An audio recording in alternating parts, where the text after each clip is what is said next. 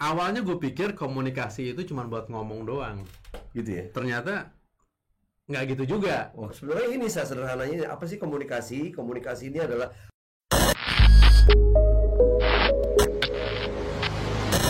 Kunci keberhasilan karir seseorang, pertama tentunya ridho dari Allah. Nah, kedua adalah komunikasi. Nah, benar kan? betul sekali. Komunikasi itu cuma buat ngomong doang. Gitu ya. Ternyata nggak gitu juga. Oke. Ternyata ada hal-hal khusus yang memang kita harus perhatikan nih. Iya. Ya kan? Salah satunya adalah diksi, apa lagi itu? Leveling. Nah, ya kan? Banyak sih elemen-elemennya. Tapi sebenarnya komunikasi itu kalau boleh ngomong sederhana ya. Itu hari-hari kita lakuin. Lo paling sering ngobrol sama siapa? Nah, itu dia nih. Kadang-kadang kita harus ngomong dengan berbagai macam lapisan ya. Iya. Dari lapisan paling bawah sampai top level. Iya. Ya. Kadang-kadang ketemu klien, kadang-kadang ketemu teman, bos, ataupun mungkin ketemu office boy, ketemu tukang Iya. parkir. Ya. Sama nggak cara ngomongnya? Tentu beda. Ini tuh yang memang harus kita sepakati nih, bahwa komunikasi itu berubah sesuai dengan target audiens kita. Iya banget Gitu ya. Banget. Kita mesti tahu kita ngobrol sama siapa. Di depan kita ini siapa sih? Istri kita, anak kita, teman kita, sahabat kita, klien kita, office boy, tukang parkir di Indomaret. Waduh, sebutin semua itu. Atau siapapun, stranger atau siapapun itu kita mesti tahu. Harus kita ngeriset lah ya dengan siapa kita bicara gitu. Oke, nah berarti target audiens itu penting ya. Kita riset siapa target audiens kita sebelum kita melakukan sebuah komunikasi. Cek, itu banget. Penting banget kita ngeriset. Contoh, misalnya gimana nih? Misalnya apa nih? Kita ngobrol sama klien, ya klien kita jelas kan besok kita mau presentasi. Kita mau presentasi kan berarti mau berkomunikasi, menyampaikan, mengkomunikasikan sebuah konsep atau proposal. Ya kita riset lah klien kita siapa, levelnya apa, educational backgroundnya apa, laki atau perempuan, point of interestnya apa, pemahaman dia terhadap project yang kita mau sampaikan ini sudah sampai mana, sudah pernah dengar belum, kenapa dia datang ke situ, kenapa orangnya dia gitu kan. Terus kira-kira benefit apa yang kita bisa lakuin ketika kita mau present dan dia dapetin sesuatu. Kita harus menguntungkan dia. At least ide kita ini harus benar-benar apa yang dibutuhkan dia. Itu kan riset namanya. Kita riset semua itu sama klien itu sama klien. Lalu kita nentuin lah pendekatannya gimana, openingnya mau gimana nge-grab attentionnya, colek dia gimana, terus masuk ke bodinya apa, pendekatannya apa. Siapa di depan kita tuh menentukan persiapan kita tuh mau seperti apa. Nah, betul. Berarti saat gue bicara sama klien dengan sebuah konteks yang sama atau materi yang sama, tapi gue bicarakan, gue omongin dengan vendor itu udah pasti beda ya. Ya jelas lah, vendor kan lo mesti duduk bareng ngobrol sambil minum kopi, ya kan? Kopi-kopi Starling, robek bareng ya, gitu. Gimana lu? Wah lu biasa begadang lo kayaknya sebelum ini. Iya bang, kita ini. Wah asik bro kan ini. Terus lu udah berapa lama lu masang panggung? Gitu. Nanya kayak gitu-gitu dulu. Sama, itu kan pendekatan. Sebelum akhirnya kita mau ngelakuin sesuatu, mau ngomong sesuatu. Ya kita tahu dengan siapa kita bicara sih intinya. Ini applicable juga buat teman-teman kita yang content creator. Ada temen gue content creator, berarti dia harus aware dulu, paham dulu audiensnya sebelum bikin konten gitu ya. Cek, bener banget. Kita mesti mapping dulu siapa sih audiensnya dia. Apakah sesama content creator atau prospektif klien yang membutuhkan jasa dia, atau masyarakat umum, gimana cara pendekatannya, apa sih benefit atau manfaat yang kita bisa kasih lewat konten kita selama semenit. Misalnya di Reels kan, dia mesti ngomongin dulu gimana ngoleknya orang di 5-10 detik pertama di opening, supaya di antara kesibukan semua konten yang ada di Reels itu dia berhenti di konten kita dan dia mendengarkan sampai menit 1,5 gitu kan. Itu kan ada strategi juga buat kita. Nah, ada manfaat apa yang kita mau kasih sehingga itu menjadi daya tarik buat orang dan akhirnya kita bisa berkomunikasi dengan mereka gitu. Berarti macam-macam bentuknya ya. Maupun apapun profesi lo, kalau misalnya sebagai lawyer kah, content creator, mungkin dia pengajar, sales, ataupun entrepreneur mungkin ya, dia harus punya communication yang baik ya. Betul, intinya communication yang baik. Tergantung kan tadi goalnya apa yang dia mau raih ya. Itu masuk ke ranah-ranah advance lah, presentation lah. Oke, ini menarik nih. Kalau gue bicara masalah komunikasi, berarti ada sebuah alur communication flow ya. Communication flow yang benar tuh kayak apa sih sebetulnya? Siap, kita ngobrol aja kalau gitu. Gue selalu menyampaikan ini di kelas gue. Gue menyederhanakan ya. Ternyata penting loh menyederhanakan sebuah konsep. Kita lihat sekarang ya, yuk. Nah, ya kan, selamat datang di SKKM Public Speaking dan Presentation Workshop. Sebenarnya ini sederhananya apa sih komunikasi? Komunikasi ini adalah proses penyampaian informasi, ya, dari pemberi informasi, kita nih misalnya seorang communicator ke penerima informasi yang disebut sebagai communicant. Dari kita sender, mereka sebagai receiver. Sesederhana itu. Apa yang disampaikan? Informasi, bisa ilmu, bisa diksi-diksi tertentu, pokoknya informasi lah gitu. Kita sederhanakan informasi. Ya, di dalam konteks yang lebih sederhana lagi, kita ini pemilik informasi, Isa. Ya, tuh. Ya, sender, kita sender nih. Menyampaikan informasi kepada si receiver, ya. Dan lewat sebuah medium. Ya, kita nih mediumnya kan sekarang ini nih. Mikrofon, YouTube channel, ini kan medium. Dan semua yang ada di sini persiapan itu adalah masuk di tengahnya. Slide juga termasuk medium ya? Tuh, medium buat kita menyampaikan sebuah pesan.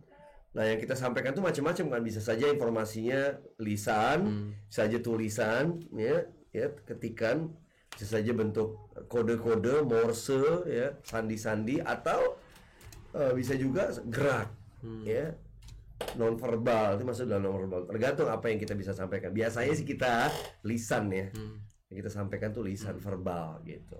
Ini kurang lebih sesederhana ini, memiliki informasi, mengirimkan informasi lewat medium ke penerima informasi gitu. Nah, berarti kalau balik tadi bahwa kita harus leveling dengan target audiens kita, ya berarti medium itu juga harus menyesuaikan ya bahasanya dengan audiens kita. Itu salah satu bentuk decoding juga ya. Salah satu bentuk penyesuaian lewat medium itu juga. Betul. Ya, salah satu bentuk di tengah-tengah itu proses persiapan itu di tengah-tengah tadi, di tengah-tengah.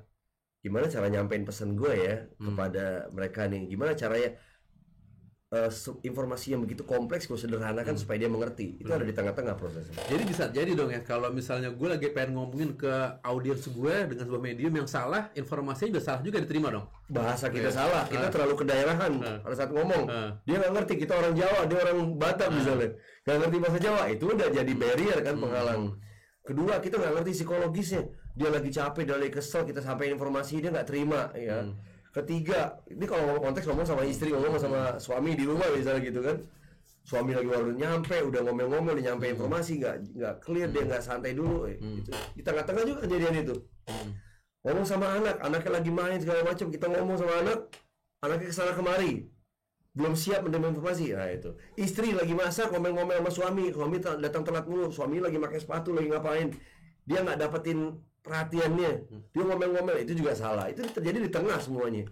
Semua kesalahan-kesalahan terjadi di tengah. Barrier-barrier kita nih, kendala-kendala kita dan persiapan kita yang minim, atau kita nggak mikirin efek yang terjadi gitu kepada si penerima pesan atau communicant tadi. Itu mungkin ya salah menggunakan media atau medium akan membuat misperception pada audiens ya. Banyak sih, banyak barrier-barrier atau penghalang-penghalang orang jadi salah informasi itu banyak banget. Ya, yang sifatnya teknikal, pengucapan itu masuk ke vokal kan. Oleh informasi nggak jelas begini orang juga nggak tahu kan ngomong apa sih Sten itu ya, nggak jelas ngomongannya, nggak diksinya nggak jelas ngomongannya gitu kan, nggak buka mulut, itu juga kan penghalang. Mau apa sih? Udah, kalau udah males itu udah, ya udah repot tuh. Gitu sih. Oke. Dari sisi flow tadi udah ya, gue bicara tujuan dari komunikasi itu mesti apa? Kalau gue boleh sederhana ini, ada namanya the cycle of communication. Sederhananya ini sih, kita nih seorang communicator ya.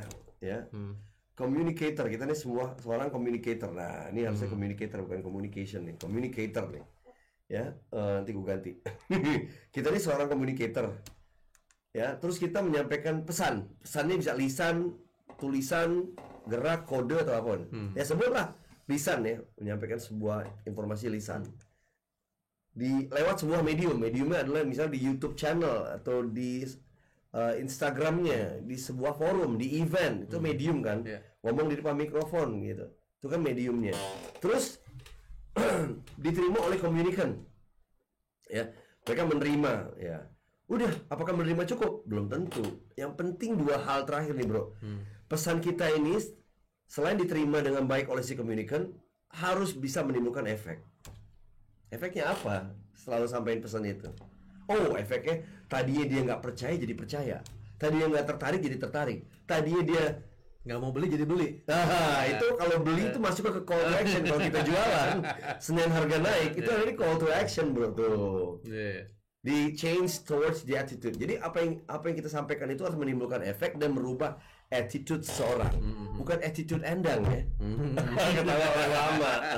Nah, jadi gini, kalau misalnya gue udah presentasi berapi-api dengan sebuah materi yang bagus, materi yang keren gitu, tapi ternyata audiensnya itu tidak dapat menyerap informasi dan nggak merubah attitude. Itu salahnya di mana? Apakah di salah informasinya, di how-nya, atau salah di informasinya nih gitu? Oke. Yang terpenting adalah kita ngecek diri kita dulu lah. Kita nggak boleh nyalain orang lain. Nggak baik punya sifat menyalahkan orang lain. Tapi kita coba cek dulu, apakah kita sudah menjalankan persiapan dari penyampaian pesan itu dengan baik atau belum. Kita udah ngeriset belum audiensnya. Kita udah melakukan persiapan yang mumpuni belum. Kita udah melatih belum skripnya. Kita udah mempreview belum konten-konten yang kita mau sampaikan. Kita udah memastikan belum informasi kita sampaikan ini benar adanya, kebenarannya. Yaitu nah, setelah itu baru kita cek audiens ini kenapa sih gitu ya. Kadang-kadang kita ngomong suka kelihatan audiensnya nggak suka, atau audiensnya nggak jelas, audiensnya kurang siap gitu. Itu bisa kelihatan dari body language-nya gitu. Jadi ya itu tadi, ya banyak kesalahan-kesalahan bisa terjadi di tengah tadi. Berarti salah riset audiens juga salah penyampaian. Salah penyampaian, salah tujuan. Itu kalau risetnya salah, salahnya banyak, bro. Ya kan? Sederhananya nih contoh, lo mau ngomong di hadapan ibu-ibu, lo memberikan penyuluhan tentang keluarga misalnya gitu kan. Bagaimana seorang ibu itu berperan buat keluarga. Lo nggak ngerisetnya. Ibu-ibu yang lo pikirin itu ternyata ibu-ibu lo pikir ya adalah ibu-ibu, maaf, yang di RT, RW, PKK, yang berada di kelas menengah. Tapi ternyata ibu-ibu yang datang itu adalah ibu-ibu sanggulan gitu, ibu-ibu sasak tinggi, dengan borjuan mereka, keglamoran mereka. Beda kan pendekatannya, bro. Lo nggak bisa ngomongin pendekatan ibu-ibu, maaf, yang tinggal di kampung dengan ibu-ibu ngomong ini. Jelas tuh sama-sama ibu-ibu. Itu kan karena lo nggak ngeriset. Nah, kalau gue nggak ngeriset, gue nggak berani ngomong, gue nggak berani berbicara ketika gue nggak melakukan riset. Karena tadi gue pikirin 2 poin tadi, yang ini nih, efeknya dan merubah perilaku nggak. Kalau gue seorang sales, efeknya si klien tadinya nggak tahu jadi tahu kan, dan harapannya call to actionnya dia akhirnya mau beli, meskipun nggak sekarang, mungkin pekan depan gitu ya. Harus ada attitude yang berubah.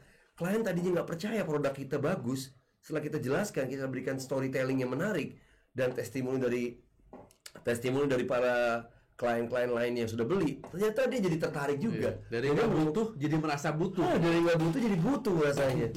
Ya kan, itu contoh. Guru yang tadinya muridnya itu nggak tertarik sama materi pelajaran, setelah dia melakukan persiapan, setelah dia melakukan metode-metode yang menarik, riset yang mendalam, akhirnya menimbulkan efek. Si murid jadi tertarik, dan si murid tadi akhirnya follow gurunya terus-terusan, dan akhirnya jadi suka dan cinta sama pelajarannya. Ngajar matematik, ngajar geografi, ngajar agama, ngajar apapun. Nah, kita mesti ngelakuin yang terbaik, bro, karena itu komunikasi nggak sembarangan. Harus ada efek dan merubah attitude seseorang. Oke. Siap, tahan nih. Berarti next kita harus belajar lagi bagaimana cara efektifkan cara berkomunikasi kita. Ada materinya ya. Insya Allah. Ya, pokoknya itu tadi, jangan lupa sebagai communicator kita mesti pikirin pesannya, terus lewat medium apa, terus diterima oleh komunikan, dan harus menimbulkan efek dan merubah attitude. Bukan cuma sekedar ngomong, karena ngomong itu nggak doang, nggak cuma bukan gitu ya. Gimana? Ngomong itu nggak doang, tapi ngomong itu harus dipersiapkan. Oke, pernah dengar itu? Iya, dari seseorang. Colek kan? Boleh itu colek. Oke, itu cukup ya? Siap. Jadi begitu ya.